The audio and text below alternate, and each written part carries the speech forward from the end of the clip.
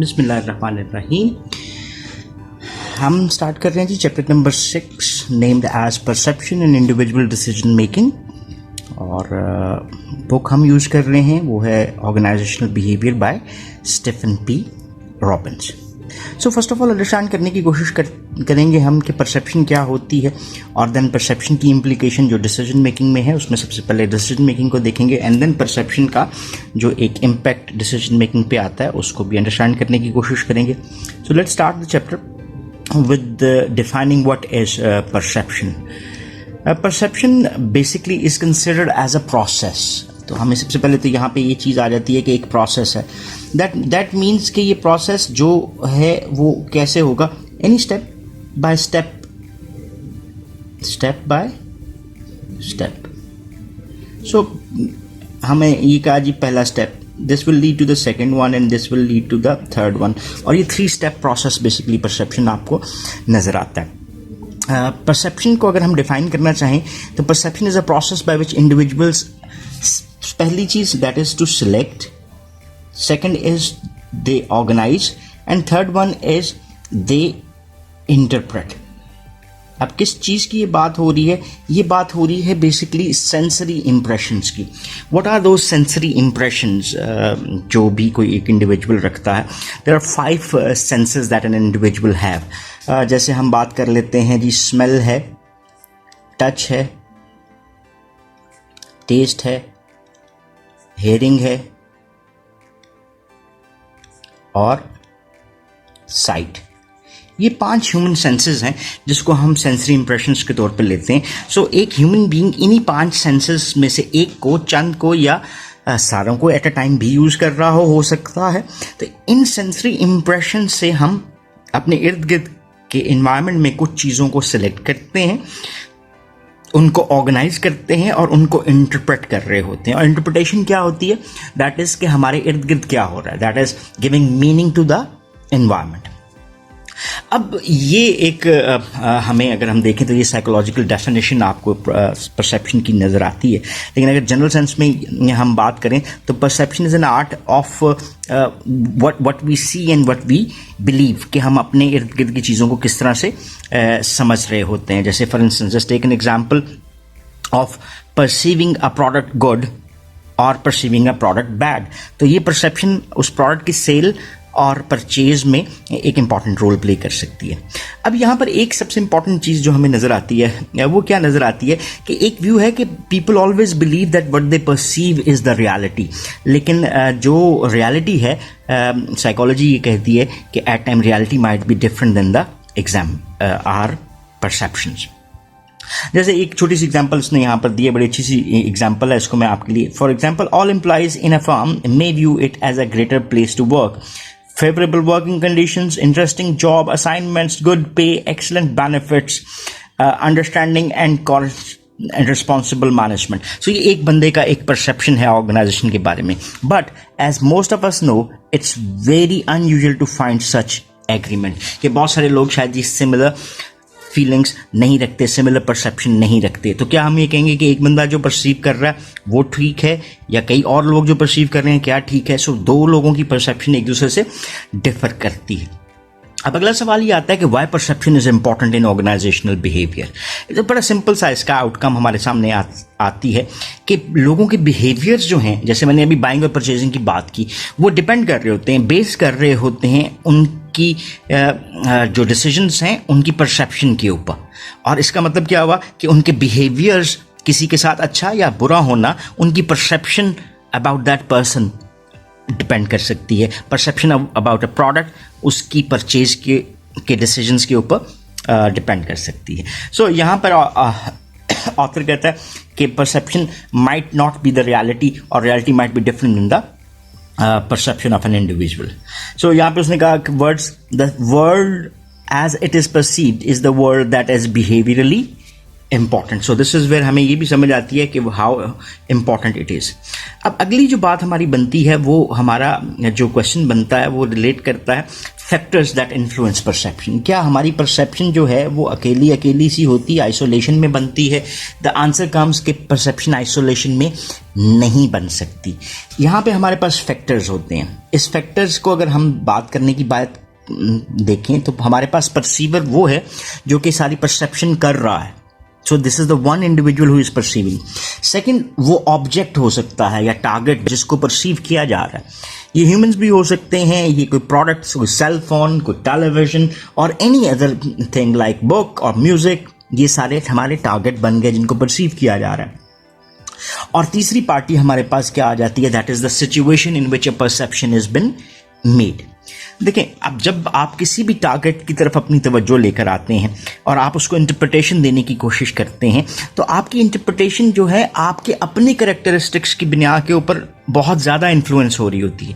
For instance, if I like grey colour, तो any object with grey colour might be like by me. चले जी, मुझे grey colour पसंद है तो मैं गाड़ी में क्या रखता हूँ, मैं ग्रे को प्रेफर कर रहा होता हूँ। मैं पहनने में क्या रखता हूँ, ग्रे को प्रेफर कर रहा होता हूँ। लेकिन किसी और को वो पसंद नहीं है तो उसकी perception about that specific brand शायद उस तरह से ना हो। सो आपके पर्सनल कैरेक्टरिस्टिक्स उसको इन्फ्लुएंस करते हैं। फिर इसके साथ साथ टारगेट के डिफरेंट कैरेक्टरिस्टिक्स हैं जो कि उसको परसेप्शन को इफेक्ट कर रहे होते हैं। और तीसरी चीज़, जिस सिचुएशन में उसको परसीव किया जा रहा है। सो ये डायग्राम है जिसको हम एज अ बेस लेकर चलते हैं कि what are the factors that are influencing person. हमने कहा था पहली चीज़ परसीवर होता है, दूसरी चीज़ हमने कहा वो टारगेट होता है, और तीसरी चीज़ हमने क्या कहा, that is the situation in which perception is made. So बड़ी आम सी डेफिनेशंस बनाते हैं या अंडरस्टैंडिंग इसकी क्रिएट करते हैं। फैक्टर्स इन द परसीवर, यानी वो शख्स जो परसीव कर रहा है। अब फर्ज करते हैं जी, whenever I am perceiving something, तो मेरी कुछ चीज़ें हैं like attitude, motives, interests, experiences और एक्सपेक्टेशंस, ये मुझ पे इन्फ्लुएंस कर रही हैं। या हम ह्यूमन साइकोलॉजी को समझते हैं कि हम हर वक्त हमारा मूड एक जैसा नहीं होता। सो हमने एटीट्यूड को अगर देखें तो एटीट्यूड्स इवैल्यूएटिव स्टेटमेंट्स हैं, जजमेंट्स हैं कंसर्निंग पीपल, ऑब्जेक्ट्स और इवेंट्स। और हम इसकी ABC भी जानते हैं, that is affect, behaviour and cognition. तो हमारा एटीट्यूड एट दैट मोमेंट, जिस वक्त हम परसीव कर रहे हैं, वो क्या है। जस्ट एग्जाम्पल इसकी एक बनाते हैं। हमारा पॉजिटिव एटीट्यूड है उस वक्त या हमारा नेगेटिव एटीट्यूड है। If our attitude is positive, तो वो कोई भी चीज़ जिसको हम परसीव कर रहे हैं, हो सकता है उस पॉजिटिव एटीट्यूड के साथ हमें वो ठीक लगे। जस्ट एक एग्जाम्पल, हम ऑनलाइन क्लासेस की बात करते हैं। If I am more concern about learning, कि मुझे सीखना चाहिए, अब मुझे पूरा सीखने को नहीं मिल रहा तो मैं कम सीखने को भी तैयार हूं क्योंकि मुझे कॉम्प्रोमाइज़ करना है स्पेसिफिक कोविड-19 सिचुएशन में। If my attitude towards online classes is positive, तो मेरी लर्निंग भी क्या हो जाएगी, वो निस्बतन बेहतर हो जाएगी। सो एटीट्यूड आपकी परसेप्शन के ऊपर बहुत इंपॉर्टेंट है। सो आपकी एटीट्यूड ठीक था, ऑनलाइन क्लासेस आपको ठीक लगी, एटीट्यूड नेगेटिव है, ऑनलाइन क्लासेस से वो लर्निंग नहीं हो सकती। देन हमारा मोटिव क्या है कि हम किस मकसद के लिए उस परसेप्शन को कर रहे हैं। अब ये मोटिव, जैसे मैं छोटी सी एग्जांपल देता हूँ। एक इंडिविजुअल मेरे पास आता है और मैं उसका इंटरव्यू कर रहा हूँ, और इंटरव्यू का पर्पस है कि उसको जॉब के लिए रखा जाए या ना रखा जाए। My motive of perceiving that one individual is कि मैं उसको जॉब पे रखता हूँ या नहीं रखता। इफ़ मैं एक बंदे से मिलता हूँ और मैं उससे बातचीत करता हूँ, मेरा मकसद उसके बातचीत का परसीव करने का ये है कि उसका रिश्ता किसी के लिए देखा जा रहा है। अब जैसे मैं उसको रिश्ते के लिए असेस करूँगा और परसीव करूँगा वो डिफरेंट होगा, और जॉब के लिए जो परसीव करूँगा वो डिफरेंट होगा। हो सकता है मैं उसको जॉब के लिए पॉजिटिवली परसीव कर लूँ और उसको जॉब देने को तैयार हूँ, लेकिन रिश्ते के हवाले से जब मैं उसको देखता हूँ, I might not find him suitable. तो ये परसेप्शन का मोटिव क्या है वो भी इफेक्ट कर रहा होता है। देन परसीवर का अपना इंटरेस्ट क्या है। जस्ट एक एग्जांपल, मुझे मोबाइल्स में इतना इंटरेस्ट नहीं है, मुझे इतना उसका पता भी नहीं है, तो मेरे सामने कोई भी नया मॉडल आता है, चीज़ें आती हैं, तो मुझे वो बड़ा आम सा लगता है। और हो सकता है जो मोबाइल आप मुझे दिखा रहे हो वो 2 लाख का मोबाइल है with so many good characteristics, but मेरी perception about that specific mobile एक बड़ी आम सी परसेप्शन बनी है। मैंने क्योंकि मेरा इंटरेस्ट नहीं था। सो इंटरेस्ट भी मैटर करता है परसीवर का किसी भी चीज़ को परसीव करने में। देन उसका एक्सपीरियंस क्या है। If a person is more experience तो उसको बिल्कुल थोड़ी सी चीज़ों को असेस करते ही उसकी परसेप्शंस डेवलप हो सकती हैं। और एक इंडिविजुअल जो इतना एक्सपीरियंस नहीं है किसी सिचुएशन को, वो अगर परसीव करना चाह रहा है तो उसके डिफरेंट एलिमेंट्स को अंडरस्टैंड करते उसको शायद बहुत ज़्यादा टाइम लग जाए, और दोनों परसीवर्स की परसेप्शन एक्सपीरियंस की बिना पर फ़र्क भी हो सकती है। And what do we expect from the others जिसको हम परसीव कर रहे हैं। तो ये एक्सपेक्टेशंस हमारी इंटरनल हुई कि हम कैसे, जैसे फॉर इंस्टेंस अगर एक मैंने मोबाइल लिया और मैं उससे स्पेसिफिक डिमांड्स रखता था कि ये प्रोसेसिंग इतना कर दे, ये मेरी वीडियो गेम पबजी भी चला दे, मेरा फलाना भी लूडो स्टार भी खेल दे और सारी चीज़ें मैं मल्टीटास्किंग कर सकूं, but mobile is slow in this multitasking. तो मेरी एक्सपेक्टेशन थी कि ये ठीक चलेगा, लेकिन नहीं चल रहा, तो मेरी perception about that specific mobile क्या होगी, नेगेटिव होगी। सो ये तो हो गए जी फैक्टर्स इन द परसीवर। दूसरी तरफ हमारे पास फैक्टर्स आ जाते हैं टारगेट में। जैसे टारगेट में कोई कैरेक्टरिस्टिक है, मैं जिस लैपटॉप पे रिकॉर्डिंग कर रहा हूँ उसका कलर ब्लैक है, ठीक है। अगर उसका डीप रेड कलर होता तो डीप रेड में आपको बहुत कम लैपटॉप्स नजर आते हैं। ये क्या होगी जी, नॉवेल्टी। नॉवेल्टी हम किसको कहते हैं, यूनिकनेस इन ऑब्जेक्ट। अगर ऑब्जेक्ट यूनिक है तो अटेंशन आपकी उसकी तरफ ज्यादा जाएगी, ठीक है। जैसे मैं कहता हूँ फूलों की क्यारी में डिफरेंट कलर्स के फूल लगे हैं और वो कलर जो कि बिल्कुल यूनिक नेचर का है वो मेरी ज़्यादा अट्रैक्शन लेके जा रहा है। देन हमारे पास आ जाता है जी मोशन, कि चीज़ मूव कर रही है। जैसे फैक्टर्स अगर मूव कर रहे हैं तो उसकी परसेप्शन क्या होगी। अगर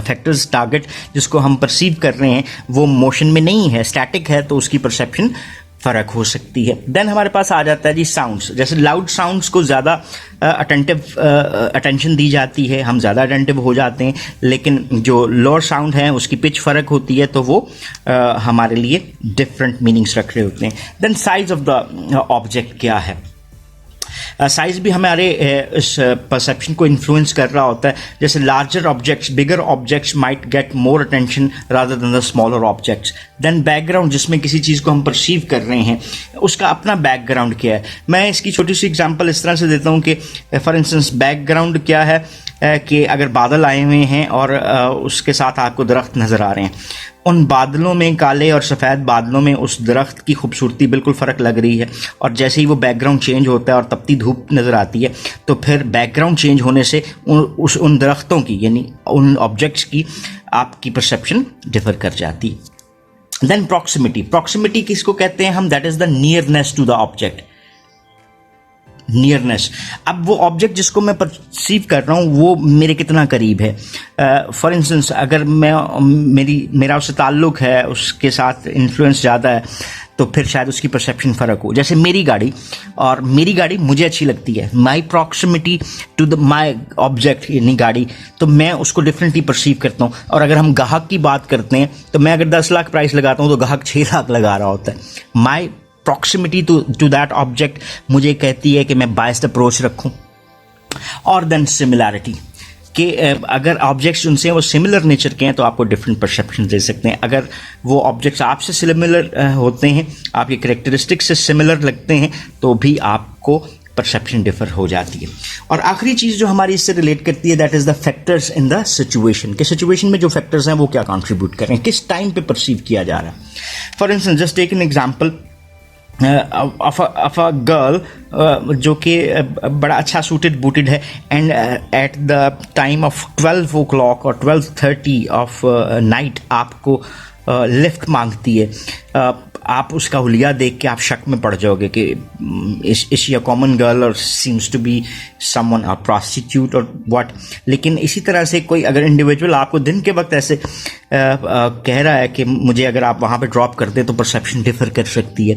वर्क सेटिंग जिसमें परसेप्शन की जा रही है, या वो सोशल सेटिंग, जैसे मैं कहता हूँ कि वर्क सेटिंग, मैंने एक कुल्ला पहना हुआ है, मैंने एक शेरवानी पहनी हुई है और खुस्सा पहना हुआ है और मैं ऑफिस में बैठा काम कर रहा हूँ, तो आप कहेंगे सर के साथ कोई ज़हनी मसला हो गया, क्योंकि वर्क सेटिंग इस किस्म की ड्रेसिंग को एक्सेप्ट नहीं करती। उस वर्क सेटिंग में वो ड्रेसिंग आपको ऑड लग रही है, लेकिन इसी ड्रेसिंग के साथ अगर आप मुझे शादी हॉल में देखते हैं तो आपकी perception about me will be कि यार ये इस शादी का दूल्हा ये है।